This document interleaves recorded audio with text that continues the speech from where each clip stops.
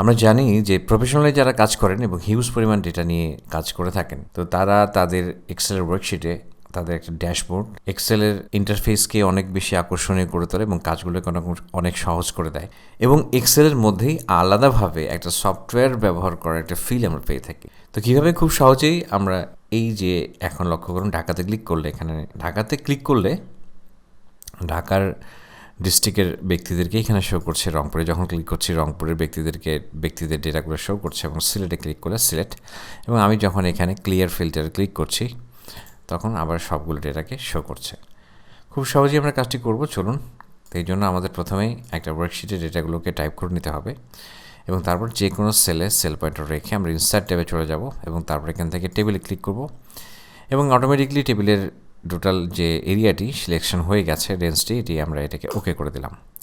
এরপর আবার আমরা চলে যাচ্ছি ইনসার্ট ট্যাবে এবং এখান থেকে দেখুন স্লাইসা একটা অপশন রয়েছে, এখানে আমরা স্লাইস করব। তো এখন আমরা জানি যে স্লাইস মানে হচ্ছে ফালা ফালা করে কাটা।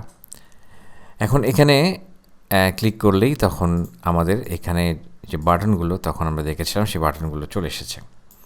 তো খুব শীঘ্রই আমাদের মাইক্রোসফট এক্সেলের একটি ক্র্যাশ কোর্স চালু হতে যাচ্ছে। যারা আগ্রহী রয়েছেন তারা চোখ রাখুন, সীমিত সময়ের জন্য 50% ডিসকাউন্টে অ্যাডমিশন করা হবে। যাই হোক, আমরা আলোচনায় চলে আসি। এখন এখানে আমরা দেখা যাচ্ছে যে এই যে বাটনগুলো এখন এখানে ক্লিক করলে এগুলো কিন্তু কাজ করছে।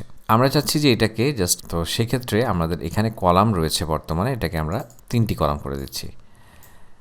তো এই 3টি কলাম করে দিলে এখন এটি কিন্তু আমাদের হয়ে গেছে। এখন এখানে চাইলে আমরা এটির হাইটটা বাড়িয়ে দিতে পারি, আমাদের হাইটটি আমরা বাড়িয়ে দিতে পারি, উইডথ বাড়িয়ে দিতে পারি।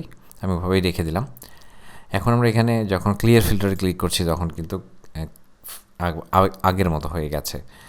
আমরা এখন চাইলে, এখন লক্ষ্য করছি এখানে ক্লিক করলে আমাদের কাজ হয়ে গেছে।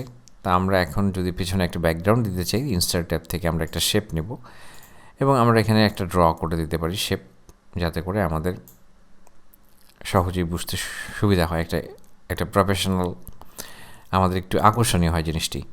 তো এই জন্য আমরা এটাকে সেন্ড টু ব্যাক করে দিলাম এবং এখান থেকে এটাকে জাস্ট অ্যালাইনমেন্ট মাঝখানে করে দিলাম।